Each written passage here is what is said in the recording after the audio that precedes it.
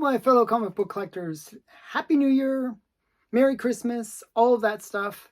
I just wanted to say thanks for everyone for making 2022 a reasonably great year. There's been some craziness, but for the most part, I've really enjoyed the comic community and the support that it's given me. So I just wanted to say thank you, first of all. But let's get into the questions. Each week, this is my Wednesday video where I do my Q&A video where I answer your questions. And there's some pretty cool questions this week. I'm going to get into them right now. Black Box Silver and Bronze wrote, I've been enjoying your Would You Rather series. I have a Would You Rather question for you. Web of Evil 5 and Strange Suspense Stories 19 are two of the best execution covers.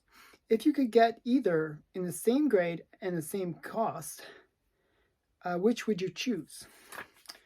Okay, so just so you know, with Golden Age, there's a lot of books that kind of their value and their popularity kind of center around death. So like hanging covers, guillotine covers, and most popular is probably like skull covers, but another type that's really popular is execution covers. And the two most famous execution covers are Web of Evil number 5, where the guy is like in an electrocution chair just laughing. He's like laughing, he looks kind of crazy, and he's just laughing. The other is the more kind of maybe more realistic situation where the guy is just sweating bullets, and that's this one. This is Strange Suspense Stories number 19, and this is a Steve Ditko cover, and it's just a really great cover in general. Like you can see the guy is just like you can see every like little vein in his body and stuff. It's just like he's going crazy. And whether or not he will get executed, and if he's innocent, you know, he's an innocent man. So it's kind of an interesting one. So those two are the most famous execution covers. Now, both of them are actually about equally rare. So one has about 49, that has about 49 on the census, and a Web of Evil has about 47. So same grade, same rarity. In terms of the price, though, that book would go for about $2,200. And a Web of Evil in the same grade would go for about $2,800, almost $2,900. The Web of Evil has a Jack Cole cover, and it's just a really great cover. Actually, I prefer Web of Evil number 5 in terms of the cover because I kind of like the fact that he's laughing at death. I think it's just kind of crazy. So I actually would prefer Web of Evil number 5. And not just because it's more valuable. You know, I actually do prefer the cover. And it is a book that I hope to get in 2023. So it's one that I got on my shopping cart, actually. So it's very likely that I'll be getting that book in the new year. So, but I wanted to show one more execution cover that kind of goes under the radar and that is a little bit more affordable. And I would say it's in that top 3 execution covers of the Golden Age. And that would be Captain Marvel Jr. number 119. And this has a lot of stuff going for it. Now, the reason these would be the 3 best execution covers is they really zoom in on the execution. Electrocution, I should say. Because most electrocution covers, the electric chair and the whole thing is in the background. It's not really front and center. But this one and the other two are very much front and center. Now, this book is the last of the Captain Marvel Jr. series, the run, and it's kind of cool that he's getting zapped on his last issue. And it's also great because it's a very affordable book. You can pick this up from anywhere from $100 to $200.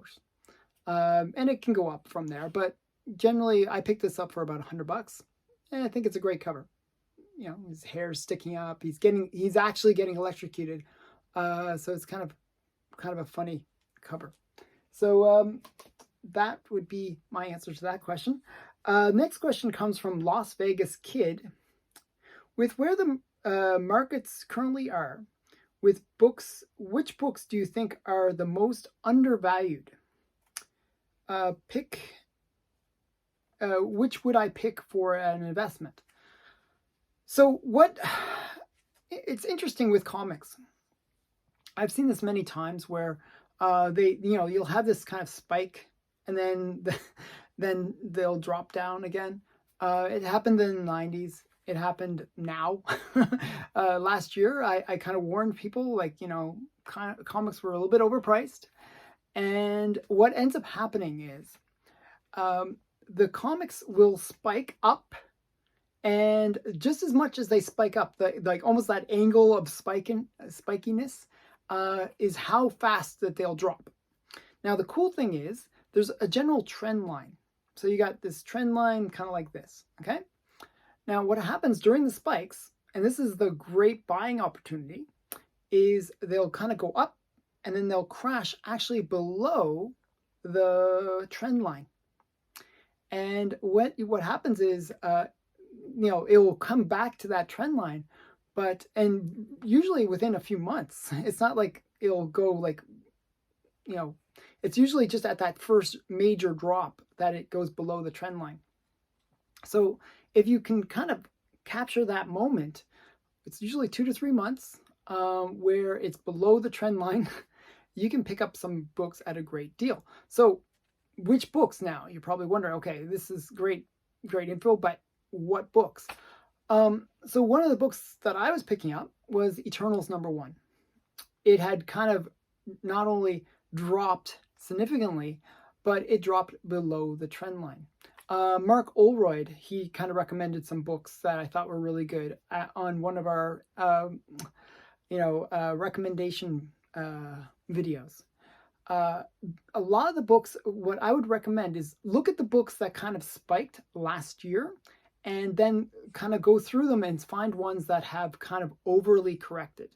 So generally, good ones to look into would be key issues within X-Men, because they were overrated, overvalued, because X-Men is going to come soon. So like anything that's overcorrected, like giant size X-Men, overcorrected. Those books, I have a feeling, will come back. Another one that is kind of got overly inflated and then came back is a lot of the Spider-Man keys. So they are price correcting right now. Another thing that has overpriced and then come back a bit is the Fantastic Four keys, especially Doctor Doom stuff. His first appearance is actually kind of come back into that affordability level again. But check the trend lines. Go to Collect or GPA and look at the trend lines and see, are they below the trend line? And that's the time you pick up. If they're still like off the trend line, like still like a lot of the books spiked, like where they were 2-3 times what they should have been, and then they didn't really quite get back to where the trend line is yet. Those books I still feel have room to drop. So don't touch those ones. Try to avoid those ones. But if they went below the trend line, that's the time when you pick up. So generally, I kind of prefer Golden Age. But right now what's happening is there's a shift that's happening where people got panicked, just freaked out by the price correction that happened with these modern books. And like when I say modern, Silver Age and up.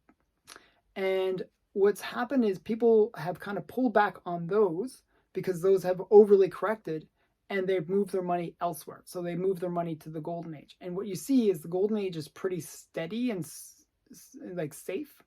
But what happens is when too much money flows over there, even the Golden Age can get overinflated. Again, they can come off that trend line. So you have to be careful, even with Golden Age. So what I recommend is look at those more modern books like Bronze Age, Copper Age. Right now, nobody's touching them. they are almost toxic because people have really got hurt hard by the fact that it spiked up and down. And for example, I picked up what's it called?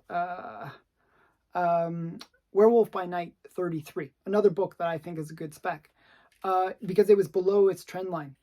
And it was below its trend line based on before like the hype about it, you could look at the price. It was actually below that. I picked up a 9.6 for 180 bucks. That's shipped. Like, so, yeah, you know, way below. Like, it was a $1,000 book, you know. So I just, you know, I put in a best offer.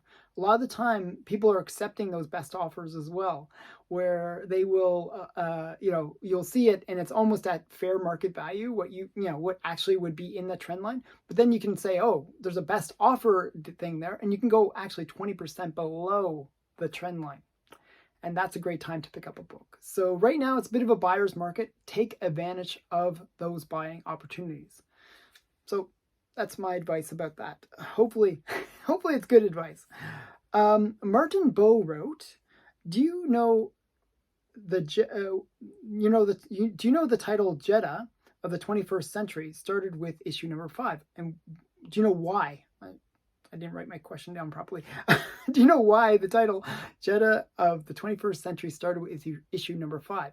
Okay, so Jetta, I actually brought my copy of Jetta. So this is my copy of Jetta, Jetta number 6.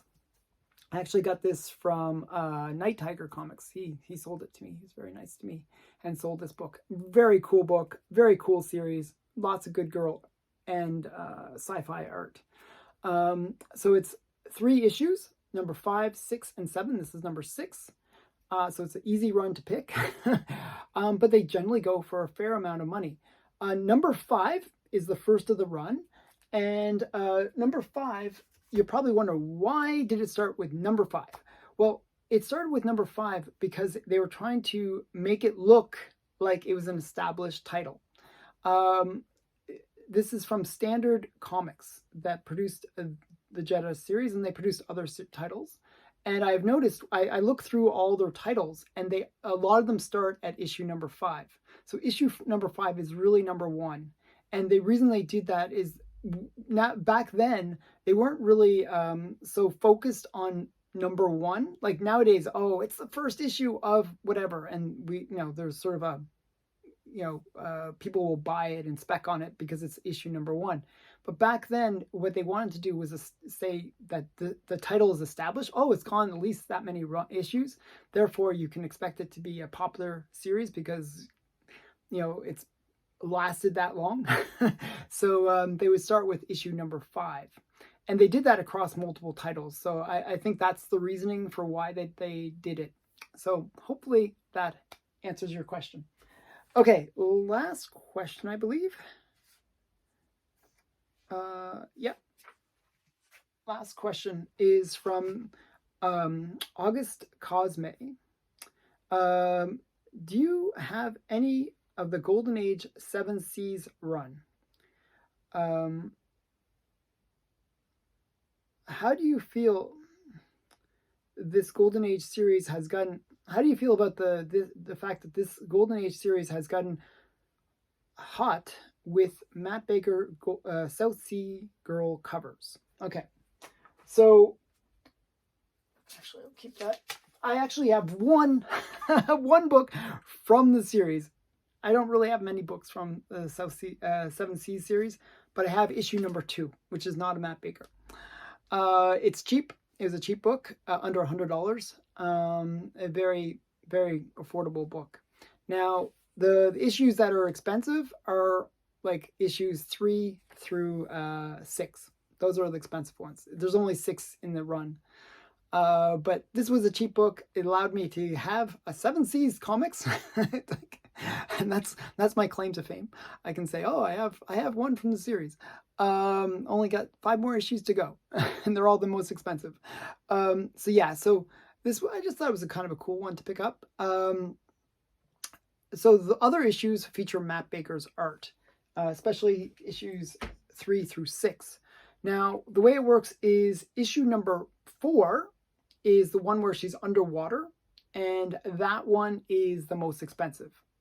Usually you can price them out by any, like number 4 goes for about $2,000 per point. So like a 1.0 would go for about $2,000. 2.0, you know, $4,000, etc. And it goes like $2,000 a point. The other issues like 3, 4, 3, 5, and 6, which are also Matt Baker covers with kind of good girl art covers, they go for about $1,000 per point. Okay, so about the number 4 is the big premium issue, and maybe it's a little bit overvalued, or maybe the other ones are undervalued. Whatever way you want to see it. Generally, you can pick them up. They're really hard to find, but if you can pick them up for that $1,000 per point range, that is a good metric for whether or not you're getting a good price. What I'd recommend is pick up the other issues other than 4, because maybe they will come up over time to kind of meet in range with that number 4. But all of them have about 40 on the census. They're fairly rare. And they're books that you just don't see that often. So, because there's only 40 on the census, it just means that they're so rare that it's a seller's market. Like, they can command whatever the seller wants to let them go for. And generally, sellers will generally hold on to those books, so they don't really come up that often. So are they overpriced? Maybe, but there's just so few of them that, and they, Matt Baker is one of these kind of premier artists from the Golden Age, so he can command, like, any of his artwork kind of commands bigger money. But what I recommend is step outside of that run, and there's a lot of really great Matt Baker artwork that is very affordable and still kind of cool. I'll give you an example. Here's Teenage Romances. Nice kind of cool cover. Couple $100. So the point is, you can get his artwork and you can get in at a lower price range, and you can do quite well just picking up other things. Let that hot market on that one issue kind of be where it is. Move to the other stuff. There's other cool books that Matt Baker has produced that have really cool covers. I'm in the process of picking some of them up, and I'll show those in the new year when I do unboxings. There's some pretty cool Matt Baker covers that I'm picking up. But the point is, what happens is with these kind of crazy markets, people generally will gravitate to things that are secure bets. Key artists for the Golden Age is kind of what's considered a safe bet in terms of investments. So generally what will happen is people will move their money to where they think that they don't have to worry about it crashing. And Matt Baker is sort of a safe bet. And because these are very scarce issues, it's a safe bet as well. So generally what people will do is they will kind of gravitate to these safer investments. Doesn't mean that they won't crash. They can still crash, but generally they're fairly safe and secure because of the fact that there's just not many. It's not like there's 1,000 issues. It's like there's 40, and some of them are actually in that 30 on the census range.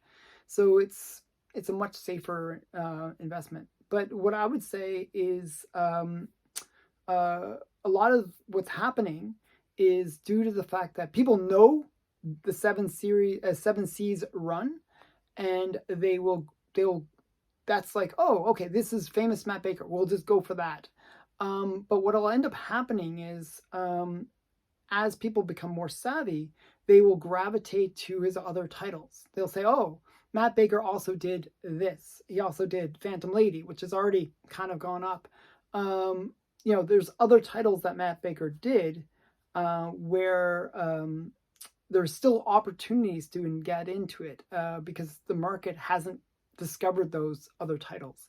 And that's what I do a lot when I collect. I look for opportunities for titles that people haven't shifted over to yet. That's why I bought the 7 Seas #2, because I have sort of this feeling that, what will happen is, yes, people will get all the Matt Baker ones, but then they'll say, well, let's get the complete run. There'll be that completionist element, and it's still a rare book. It has about 30 on the census.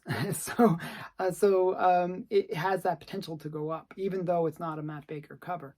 So I kind of look for those opportunities. I also look for other Matt Baker covers that I just haven't seen that price, influx, or the money influx that the Seven Seas issues have.